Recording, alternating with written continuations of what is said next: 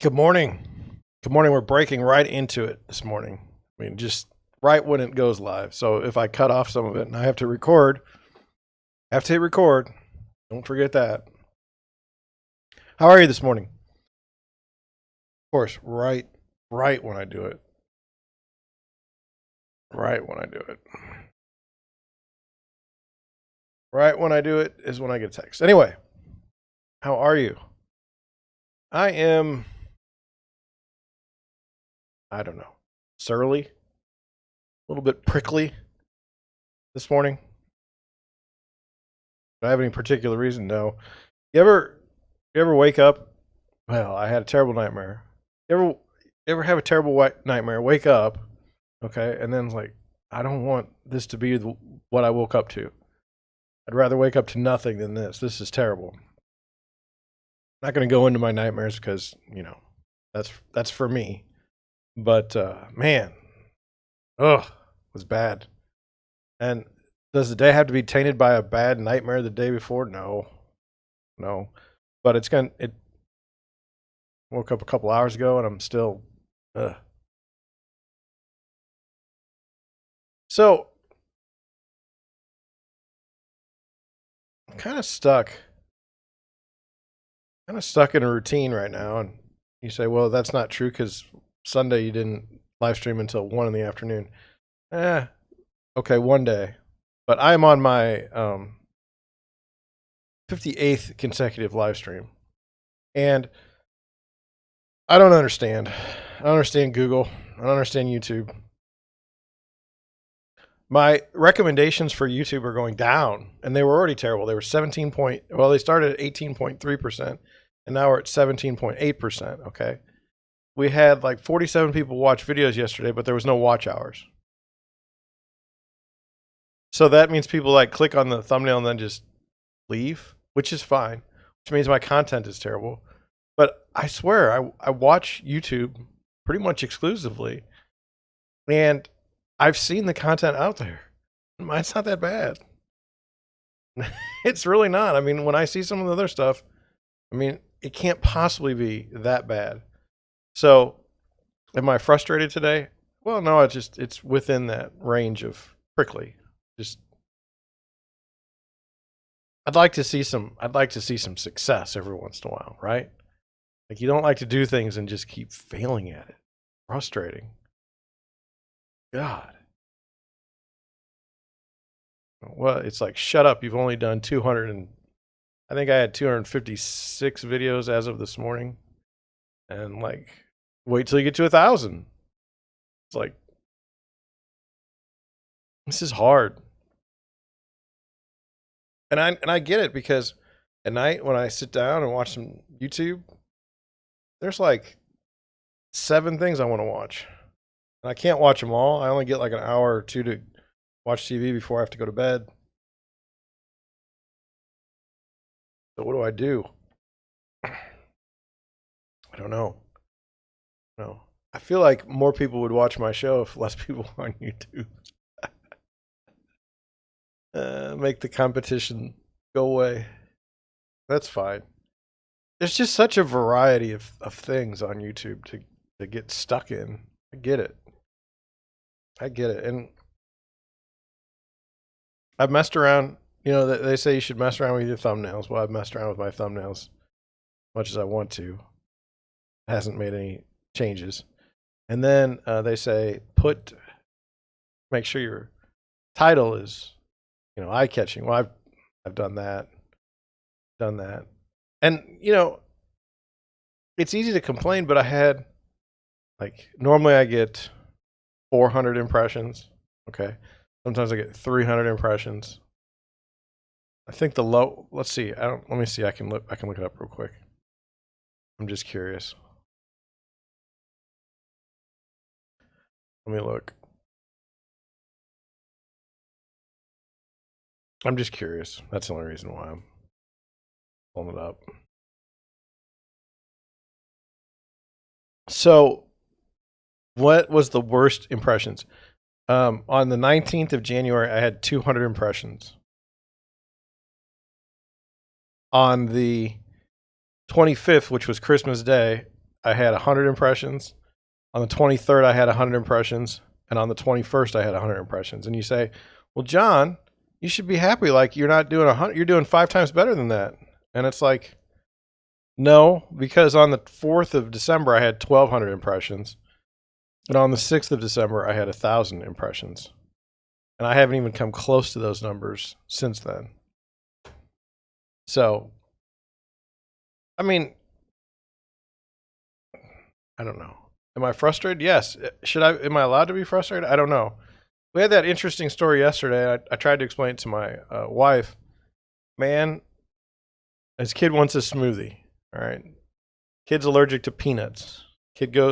Man goes to the store, gets a smoothie, says, don't put any peanuts in it because my kid's allergic to peanuts.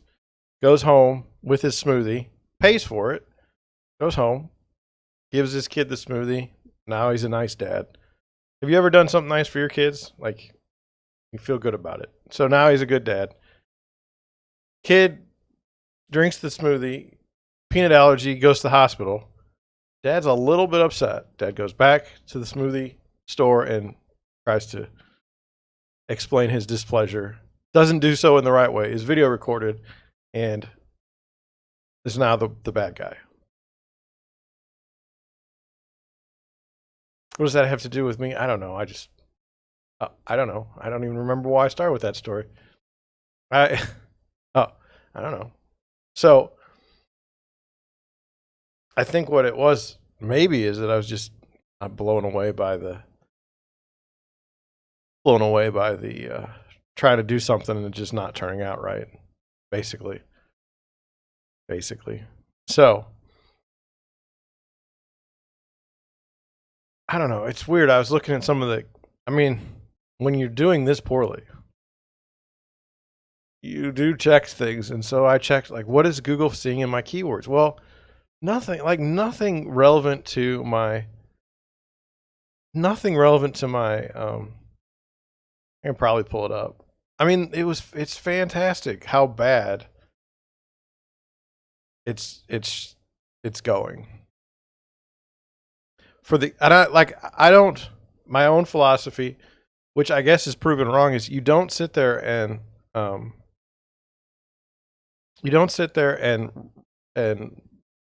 do things specifically for YouTube, because it's really hard to jump on a trend and who knows how that's going to go. So what you want to do is you just want to be like, upfront with how things go. And so I just wanted to go over, if I can get to it. I was looking at it today.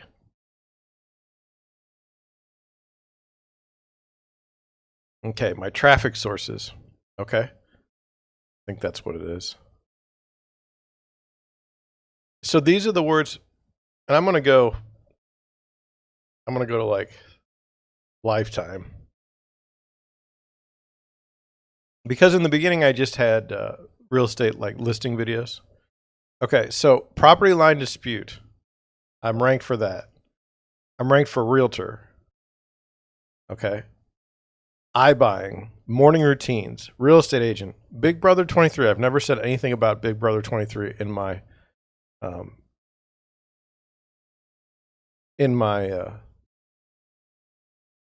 videos. Earth core cooling, I did it. That was in the headline. Facebook Marketplace, that was in a headline. Facebook Marketplace scams was in a headline, because I did get scammed on one. Well, somebody else was about to get scammed, but they did it on my listing. Hazelwood, I don't think I've ever put Hazelwood in a title. Hoarding, I have put in a title. Housing market, yes.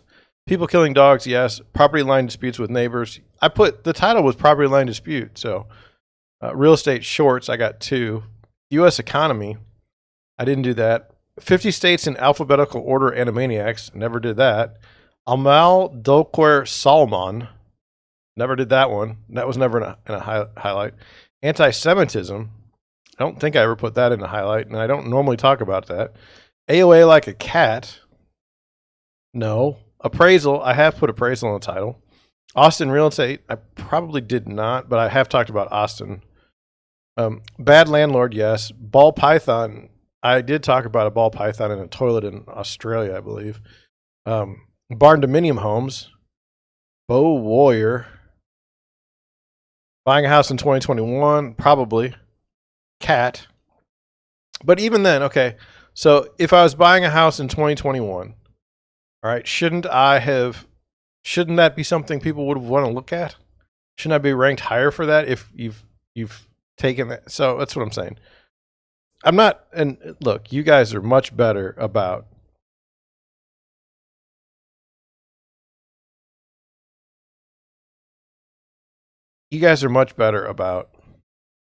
everything. Like, let's be honest. The wisdom of the internet chat and, viewers, and you guys are way better than I am. But I mean, some of my best videos are shorts. I'm just not getting anywhere. Most of my videos do better. My listing videos do better than any ones that I do. My first podcast is the highest viewed podcast. It's like, it's just bad. It's just bad. Is it going to get better? I don't know.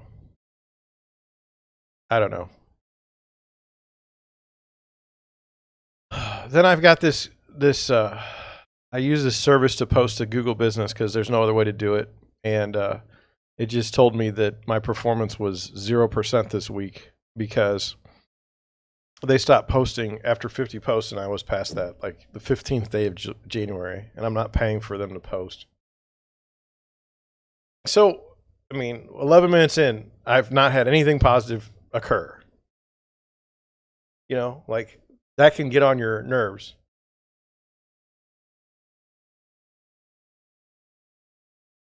My soda tastes like soap this morning. This is this is how the day's going so far. It's like frustrating.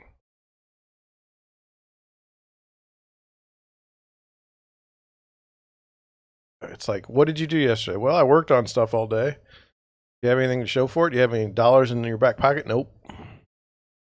Will your work contribute to the money in your back pocket at some point? Maybe. Or you're just wasting a bunch of time. Life is going right by you. Frustrating. Man, I mean, it is the YouTube thing. It's not like I expected to be the best YouTuber ever. I never thought I could even live stream at all. How would I ever find something to talk about for an hour, 2 hours? But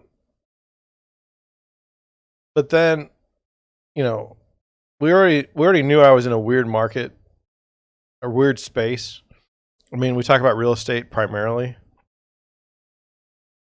What was I gonna? Oh, I'm gonna look up live.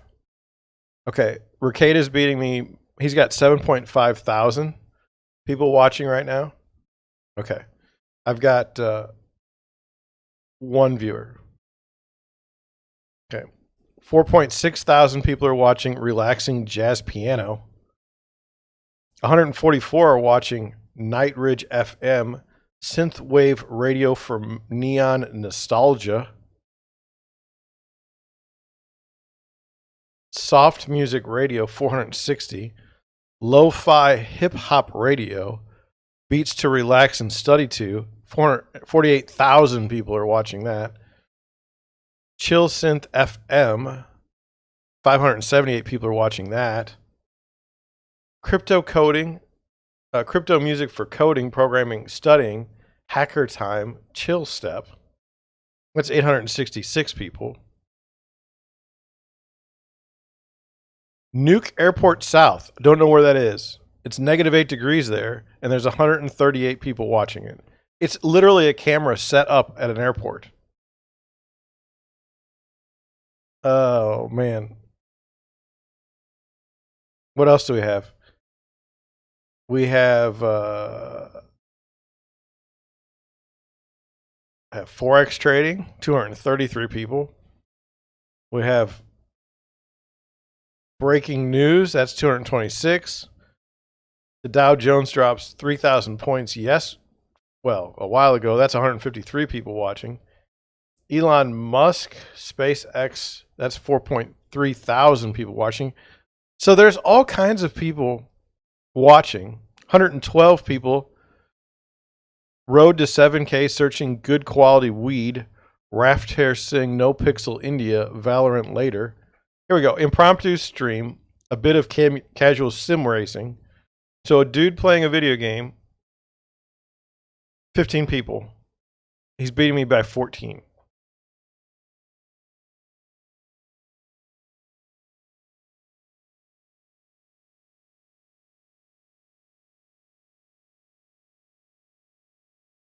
Happy 10,000 subscriber Thanksgiving event worth $200. There's 138 people watching that. I have 54 subscribers. It's bad. It's bad. Here, Jay Lakamishi and Srikanth wedding live. 69 people watching that.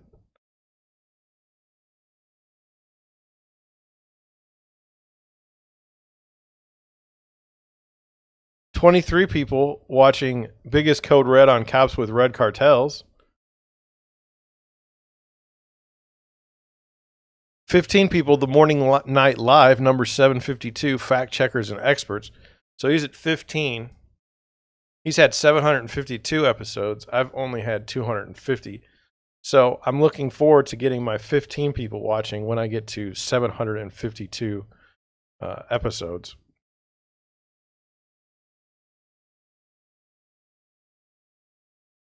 I mean, something live. Get your dream petty hacked cat giveaway. 21 people watching that.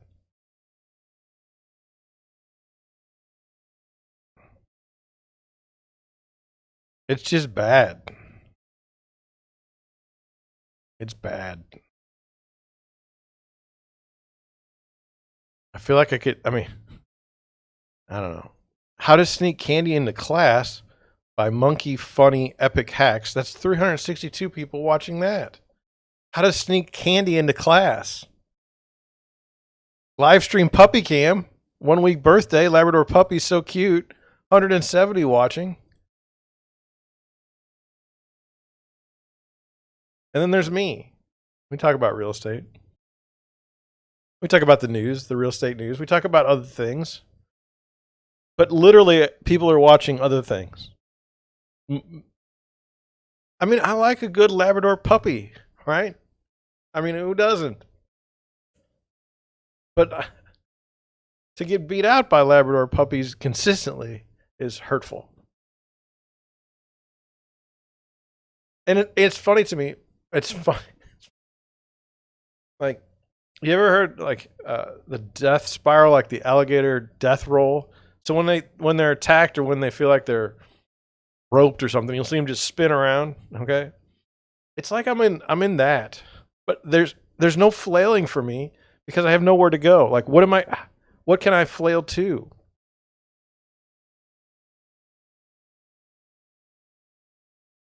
Like where do you go? Like what? Like I put out a shorts video yesterday. Did I get any traction? No. Put out like a short video, less than or longer than a short, but shorter than what I normally do. Did I get anywhere? No. Funny stuff, like things that are enjoyable. Like you should just laugh because other people are laughing and enjoying it. No. No. So it's like, what do you do? And I got a little red spot. I don't know what that's about. Under my eye. Scratch my nose. I don't know. It's bizarre. It's bizarre how bad I'm doing, but funny in some ways because, I mean, like how bad can you be at something? I'm the worst at this? Like ever? And if I am, that's almost like a compliment.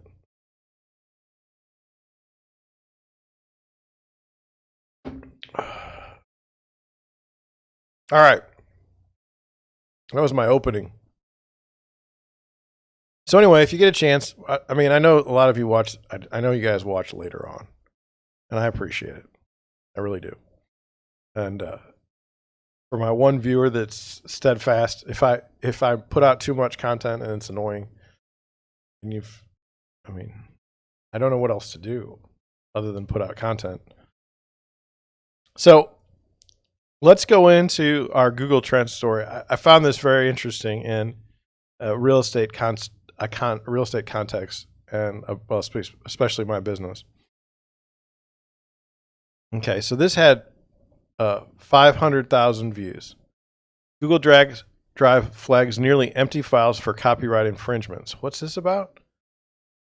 It says users were left startled as Google Drive's automated detection systems flagged a nearly empty file for copyright infringement. The file, according to OneDrive user, contained nothing than the digit 1 within. This woman had a file that said, output 04.txt. It was nearly empty with nothing other than the digit 1 inside it. It says, according to Google, this file violated the company's copyright infringement policy and was hence flagged.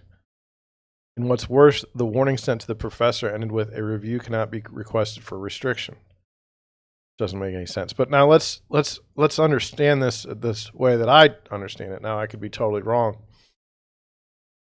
Google is looking through all of your Google Drive, Google Mail, everything, and looking for copyright infringements. And when it finds it, it won't let you upload it. It won't let you use the file. And you violated the terms of service.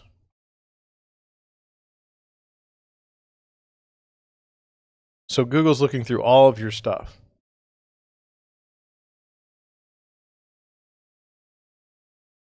How far have we come to where we have computing systems that look through everything you write, everything you keep? So that was the story. It's designed to be as brutal and draconian as possible. They chose this. It's guilty until proven innocent with no recourse.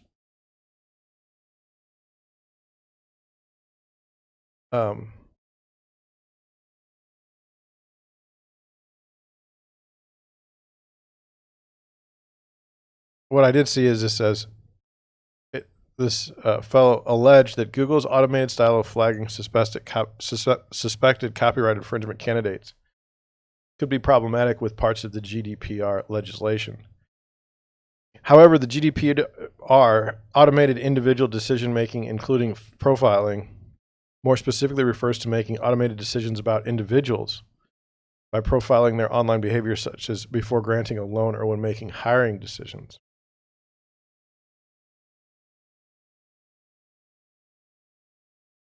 So it got interesting. It says in 2018, Google published a detailed document explaining how the company fights piracy. But when specifically talking about Google Drive, the report states a full-time abuse engineering team was set up by Google for tackling illegal streams served on Google Drive. As such, not much information is available on how Google algorithms process non-video content stored on Drive. And so here's the way I see it. And I could be wrong because, I'm not this far into computers, but you've got Google. Something happened to Google. There were these copyrights, okay, and they were streaming, and so that wasn't any good. So somebody came after Google and said, "You can't let this happen on your stuff." And then Google's like, "Okay, we'll fix that." And then now all these other people are being affected by your heavy-handedness. So we've got this that was 500,000 searches. Google Drive flags nearly empty files for copyright infringement. Now we've got a million searches yesterday for this. Google Docs now allows users to create, import text watermarks. Now, of the stories, which is more interesting? Why would Google Docs allowing users to create import text watermarks be the most searched thing on Google yesterday, versus Google is looking at your stuff and making a determination that you've got a copyright infringement and they're shutting it down. Am I the only one that sees a significant amount of manipulation that has to occur for that to happen? I mean, clearly the story should be, the sensational story is Google's looking at your stuff. But maybe people have already accepted that as true. They're like, whatever, deal with it. But anyway, I got to thinking, I back in the day, I have to go back to when I was a youngster. We had like Yahoo. First off, it was like Outlook, Mail.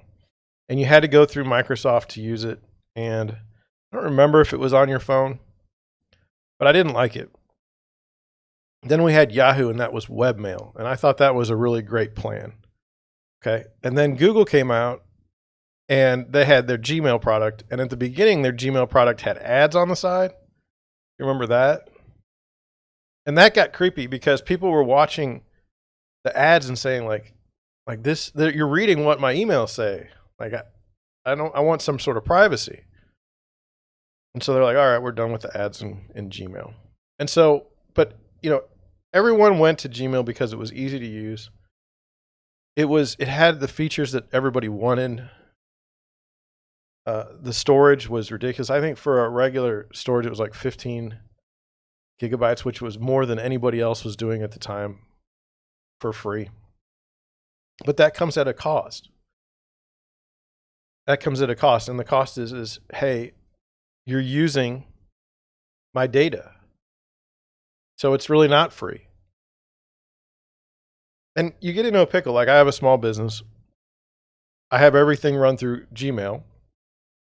We use Google Drive for all of our files. So if I wanted to move, I'm in a terrible spot. But, because of what I read, I don't really particularly, I don't want to be conspiratorial, but if you can read everything in my files, then I don't have any privacy at all. Not that I'm asking for privacy, but for my clients, why do other people need to know, or other, machines need to know what my clients are doing when they send me an email? And that seems wrong. But here's what I wanted to show you. Here is the dilemma. Right now, I think I pay $25 because I have 5 different accounts. I get 30 gigabytes of storage, and everything fits in the system. The entire thing is just seamless. Okay? But now, I was like, maybe I'll go find a different alternative. Maybe I'll change all the websites, all the stuff I have. Maybe I'll change to a different email provider, because this isn't really great. The idea that somebody can come in, let's say I upload a music file, okay? Google sees that I've got a music file and says, "Oh, that's copyright, can't have it." When I'm not sending it to anyone, when I'm not, to preemptively do that is wrong. My opinion. So when you look at the Gmail alternatives, okay, this is just a simple article, but so Zoho Mail, okay, so that seems nice. What are the features? Well, it's great. And then you look at the pricing. Forever free plan is suitable for up to 5 users with 5 gigabytes of storage per user, a 25 MB attachment unit, and an email hosting for a single domain. So right now I've got in my email,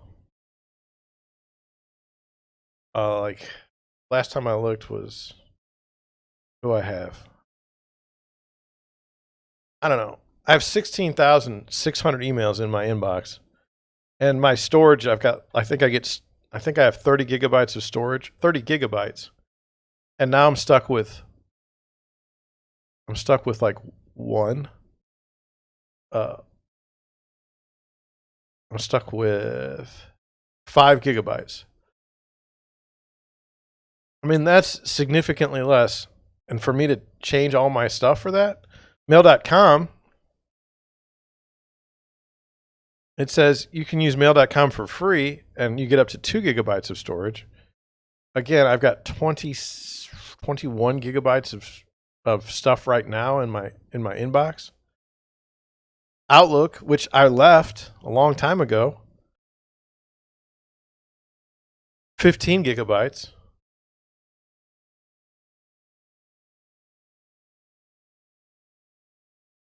Mail Fence, 500 megabytes for free. And Proton Mail, 500 megabytes for free. Now, to me, that's not a benefit. I mean, seriously.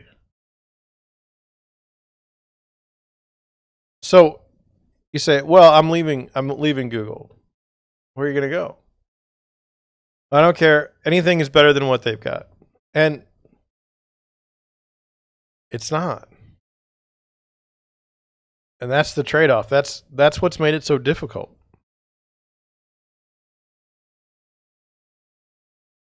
I don't know. That's just me. Let's look at some homes. Colorado Springs. I had somebody pop in the chat, and I guess I bored him to death. Now I'm kind of sad.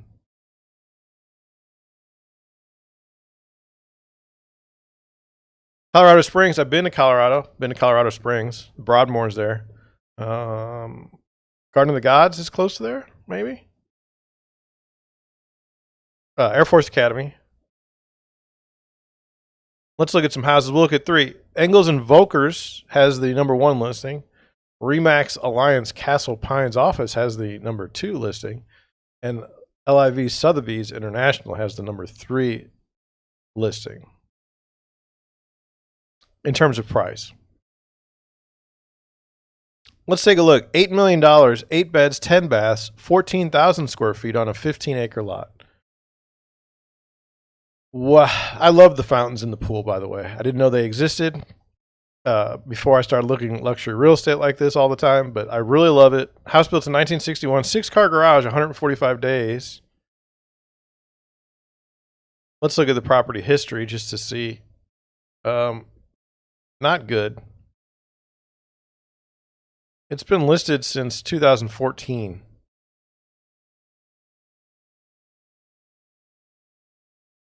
Okay. And as late as January of 2021, it was listed for $5.75 million, and we're at $8 million asking price right now. 47 pictures is the perfect amount.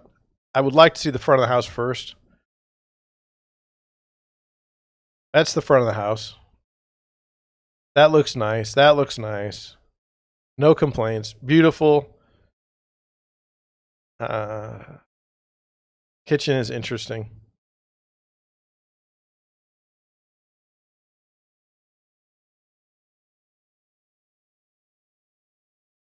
The outdoor spaces is where I'm at. I love the outdoor spaces.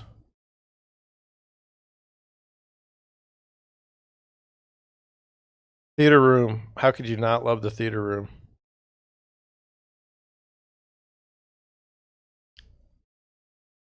I don't know what this is.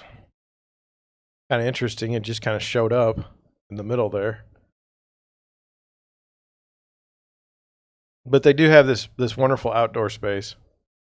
Great closet, great bathroom, bigger than my house, great shower, laundry room.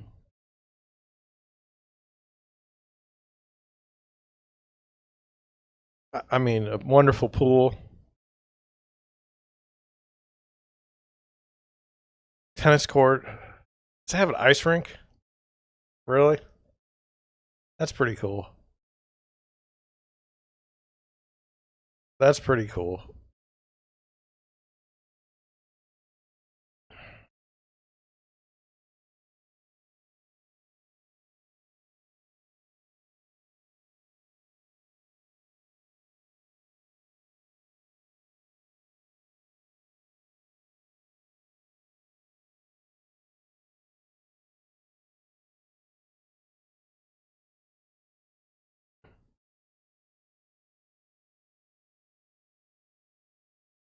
I've never seen an ice hockey rink in a place before, and I'm kind of blown away by it.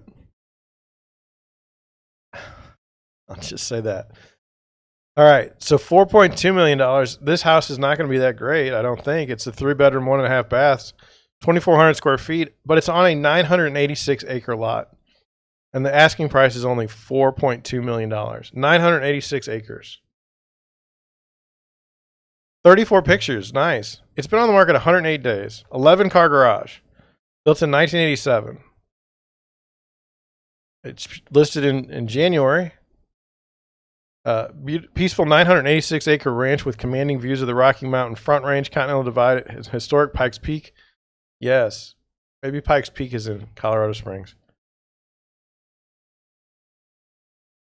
The property features county and state permitted silica sand mine that will be included in the sale. Nice. A reclamation plan and security deposit required to commence mining. Historically, sand pits have been successfully leased to 4 different companies beginning in 2006. Geologic testing show available 57 metric tons of Aeolian dune sands for industrial marketing. Extensive sand data available, permitted for 28 trucks a day at 24 tons of sand per truck. Yields 200,000. So metric tons, 200,000 tons of sand yearly. Location is ideal. So they're basically selling sand.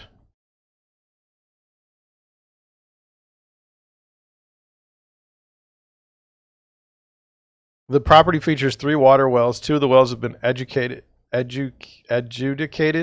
and one of the wells is a solar well. With current A35 zoning, an additional 25 additional wells can be drilled. Multiple newly fenced and crossed fence pastures for livestock rotation or for your horses.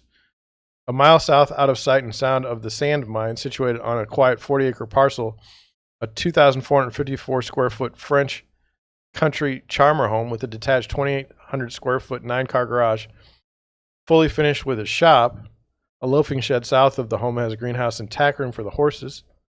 Small corral with a loading chute. 2 40-foot wind turbines to minimize your carbon footprint. In the early 60s, oil exploration proved a light, sweet crude oil deposit in the north portion of the property. 100% mineral rights on the 299.78 permitted mine site, where test wells for oil and gas were drilled. The wildlife is abundant with pronghorn antelope, mule deer, hawks, a plethora of birds and other wildlife. The home and 40 acres can be sold separately. What a fascinating piece of land. What a fascinating piece of land. And so, I mean, the house to me isn't that great. Not going to lie. But the garage is wonderful.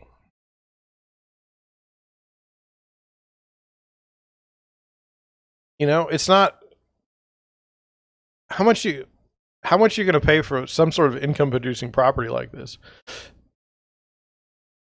I mean, this isn't mansion, no. But you get mineral rights. 984 acres or 986 acres. I mean, I get that there's not a lot. Okay, I mean that's not lush landscape. But there are the little deer. There's your trucks. There's your sand. Pretty interesting. Pretty interesting property. Now, you say, John, which would you rather have, an $8 million 15-acre lot or 4.2? I don't know. It's tough, but this is a better comparison maybe. 4.2 million, 8 bedrooms, 11 baths, 15,000 square feet on a 3-acre lot. This will be the last home we look at today. 53 days on the market, a 6-car garage built in 2009.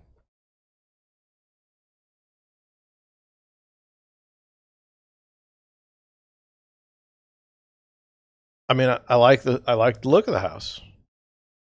And I like to see all this stuff. Look at that.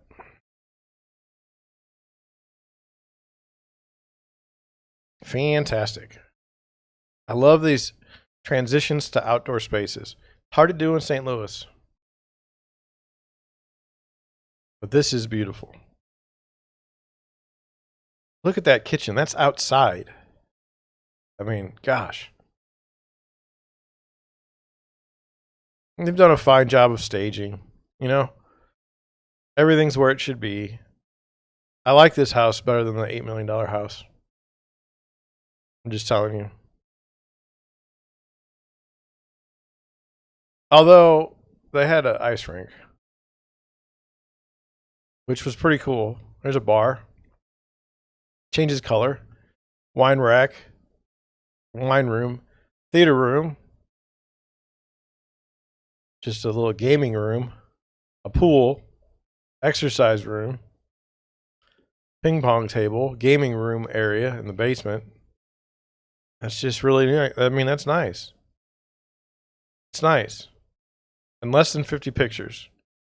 Remember, like, we go some places and it's like we need 100 pictures. We need 130 pictures. And then you go to Colorado and you need less than 50, which I think is the way to go. Let's look at the property history. Not looking real positive. Sold in 2008, listed in 2019, been listed ever since. Now, could somebody have bought it in between these? Yes, 100%. But since 2019, it looks like pretty steady. You could have bought this house. Beautiful, beautiful place. Beautiful, beautiful place. So for that, hey.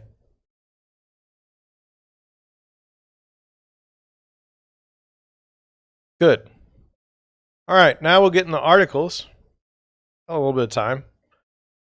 What, I saw this one, I thought this was interesting. What you should know about unethical realtor behavior. Now, we all have a code of ethics. There's a realtor code of ethics. I don't have it memorized. I think there's like 10 things on there. I don't know. Let me pull it up. Give me a second.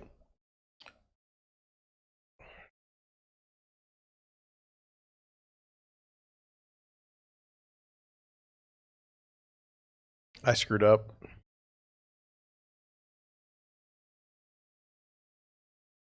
Let me see.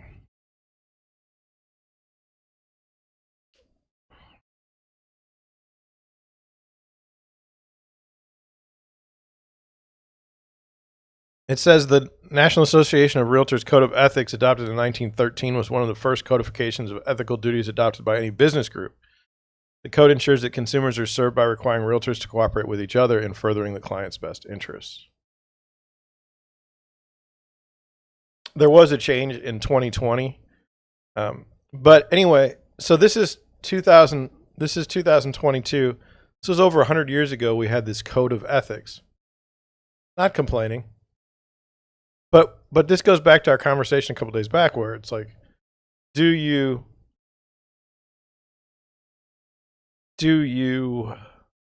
I mean, is this the same world we live in now versus back then? I don't know that it is.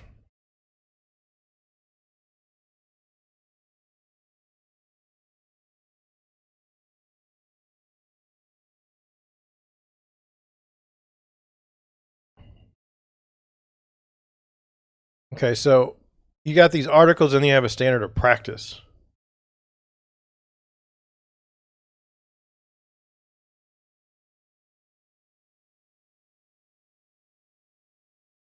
How many articles are there? I thought there were 10. Article 4, Article 9, Article 10. Oh, are there more? Article 11. Ugh. There's a lot. Article 12.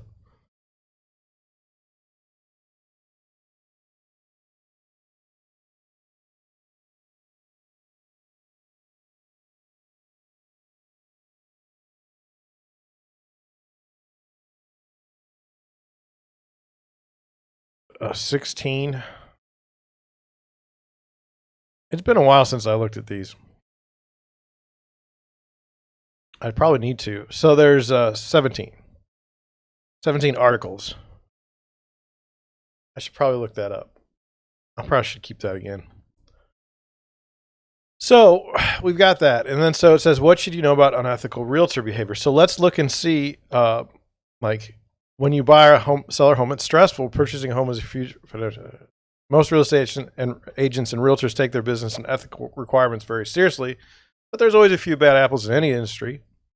Unethical behavior certainly isn't the norm, but some examples and red flags to watch out for are below. So this is saying, so if you're a buyer or seller, you need to look out for these types of behaviors from your real estate agent because they are unethical. Or another way to put it is, don't ask your real estate agent to do things that are unethical in the course of your transaction. So discrimination. So you can't say, hey, I want you to sell my house, but don't sell it to any of a marginalized group. That doesn't go well. And then it's interesting. It says real estate agents aren't allowed to answer questions about the racial makeup of a neighborhood, nor can they accommodate requests from a buyer to live somewhere with a certain racial or ethnic makeup. And so what happens when someone asks me this? Hey, I want to go live by all these people. I say these people meaning marginalized groups because I don't want to be. I say, I don't know where they live. I got nothing. You can look that up. There's like, here's some demographics websites. So that's that. And then you say, well,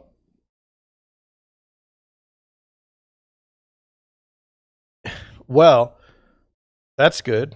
All right. Yeah. I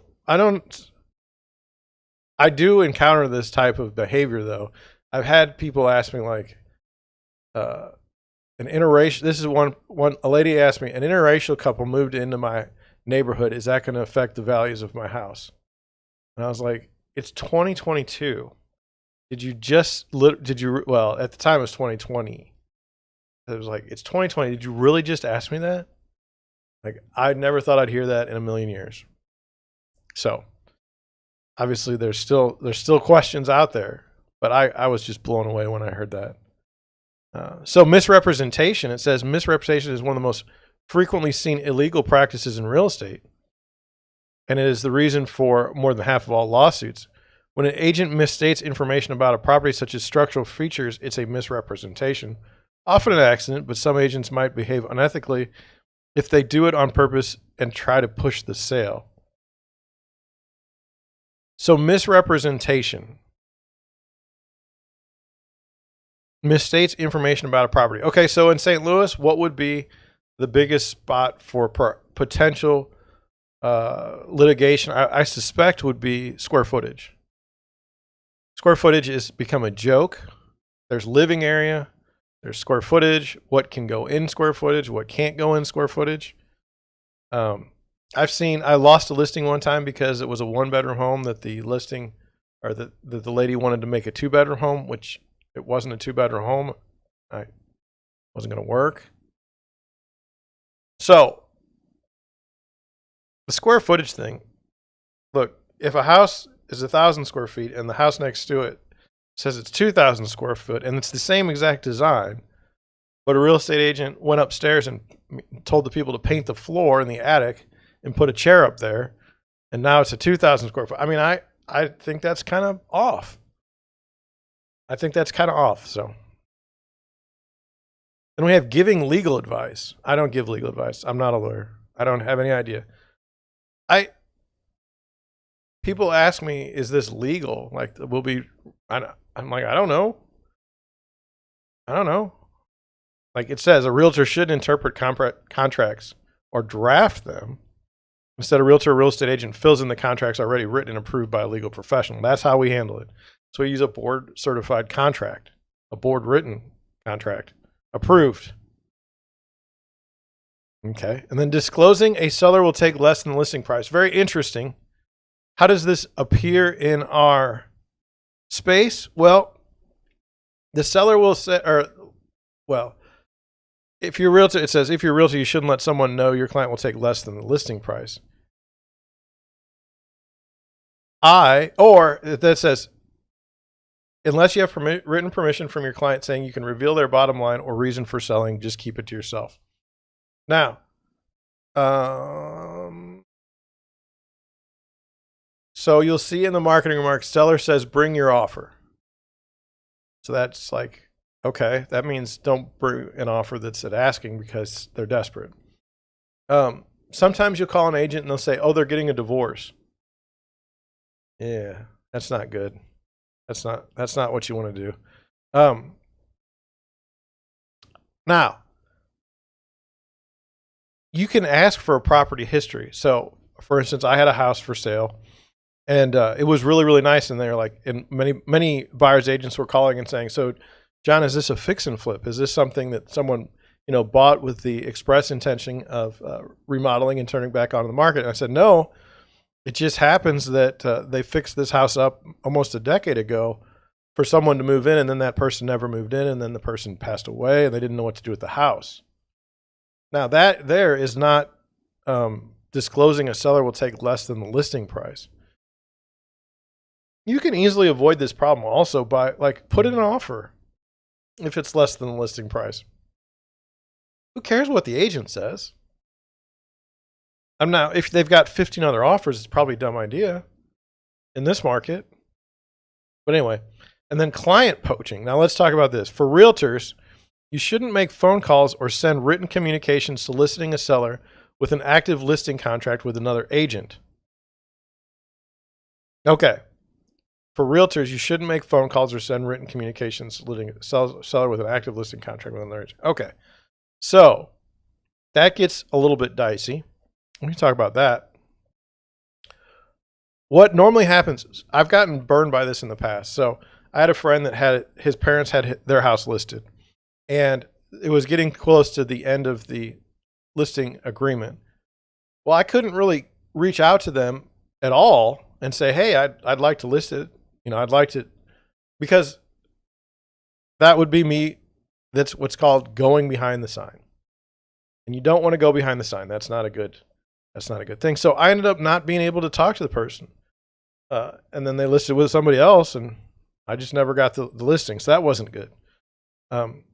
One thing that might happen is, let's say you're a listing agent and you get called to a listing appointment, and the seller is picking between 4 of the real estate agents, and you find out that you didn't get the listing. You can't even call the person and say, "Hey, why didn't I get the listing?" That would be considered going behind the sign because they've signed an active listing contract with another agent. Now, what's strange is you can have somebody listing a house, okay?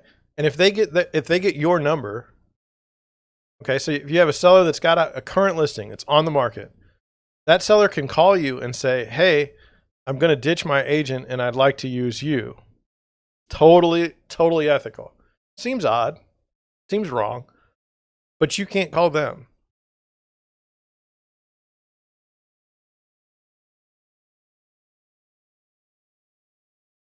Kind of weird. I've noticed when you work in the investor space, a little bit more unethical, in my opinion. Yeah. All right. So we went through the little code of ethics. It was nice. There's a lot of stuff there.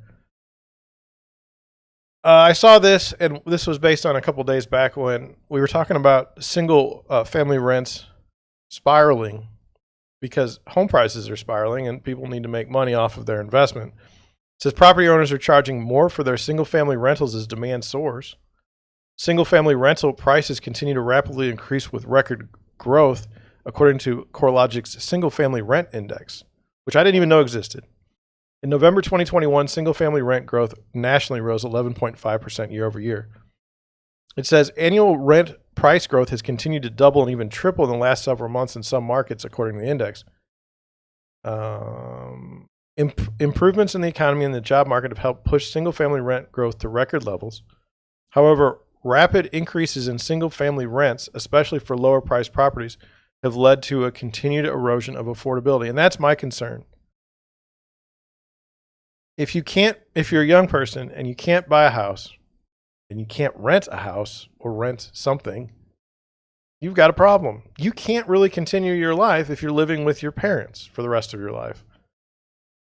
It's bad. It says rent growth may also lead to heightened concerns around inflation since it is reflected in inflation measures. And so that shows the single family rent in some of the tables. So Miami Beach, year over year, 33% rent increase. Average single family rent, $2,345 a month. That's a lot. St. Louis, Missouri, we made the list. 5.6% rent increase, $1,400 a month in rent. That would be on the low end for a single family home. So, what are you going to do? Not good. I saw this article. This was on Realtor.com. Kind of interested about it. Let me know what you think. It says the hottest housing markets, and it's December 2021. Yes, it's late. Now, why is it late? It takes time to get the data together. But the highlights, it says this month, Manchester, Nashua, New Hampshire is back in the top spot on the hottest housing markets for the 8th time since 2021. Now, would anyone believe that? Like, I would have thought it'd be Florida, somewhere in Texas.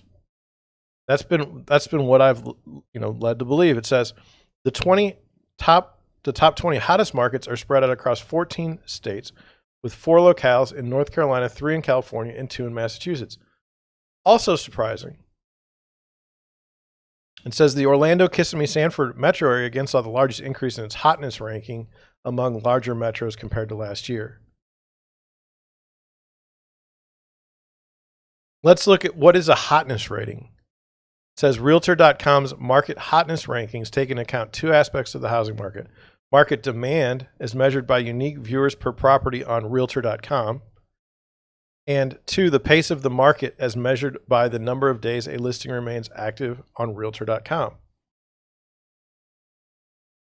It says in recent months, pricey West Coast markets lost some appeal due to a combination of affordability concerns and work from home flexibility. Activity has spread out across the country. However, in December, seasonally and other factors have led to the return of 3 California metros to the hottest markets list, along with 7 other markets priced above the nationwide median listing price. So what are they? And how did this happen? It says Manchester, New Hampshire, hotness rank 1. Hotness rank year over year 11. Viewers per property in the U.S. 3.5. Median days on the market 38. Days on market year over the year less than 12, like a reduction of 12 days. And the median listing price is $447,000.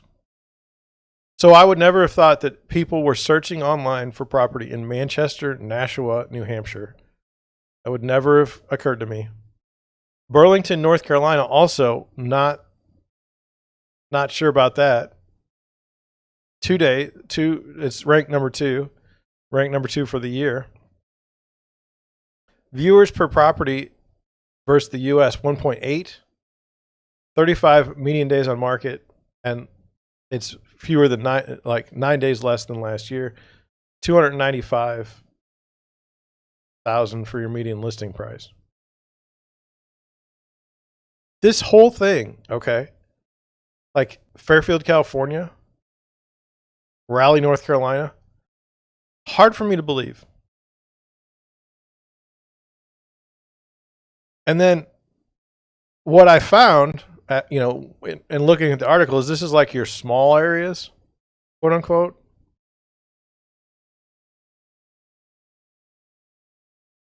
And then they go to the most improved large markets. Larger urban markets continue to cool down in the rankings compared to December 20, with the largest 40 markets across the country dropping by 8 spots on average since last year. Of the 40 metros, the most improved housing markets were mostly in the South. 3 of the most 5 improved in Florida, and Texas, and Denver. After struggling early in the days of the pandemic, the Orlando, Florida metro area housing market is now seeing the real estate sell faster and garner more interest, earning it the position of fastest rising large market on our list for the 5th month in a row. And so here it is. I mean, just kind of random stuff. Viewers per property in the U.S. 1.2, 1.9.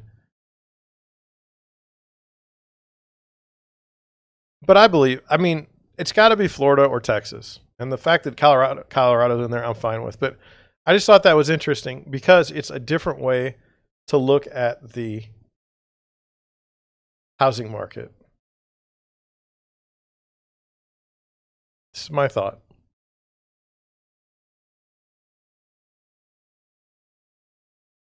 I don't want to get to the next article. I think it'll take too much time to go through. I think we'll get us back to the transition. I think we will say this. I had people watching the stream today. Unusual. I was happy about that, but they left. Didn't watch the whole time. Tomorrow, can we get more watchers? That'd be good. Be helpful. But you know, I think the thing that'll kick me is it's January 25th, 2022. I've seen 2 articles on Google Trends talking about data and how Google uses your data and how it looks into your data on your emails and in the business suite. And I'm not doing anything about it when I should, but I have nowhere else to go. I'm so tied into Google that I almost can't get rid of it. But if something happens down the road, then this is the moment where it's like, John, you should have done something. So that's number 1. Number 2, Colorado Springs looks pretty cool. I've been there. I've been through some parts that I didn't find to be that enjoyable. I'm just being honest. The Hotness ranking on Realtor.com, did you even know it existed? I did not. And then, you know, you want to work with an ethical real estate agent? Oh, I think absolutely.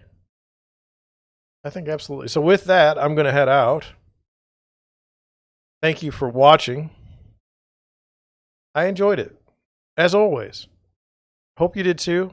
For those of you who came and went, I hope I wasn't, offensive. I hope that you will consider watching me again sometime down the road. I mean, it's not replays of monster truck racing, okay? I get that. But hopefully we can talk about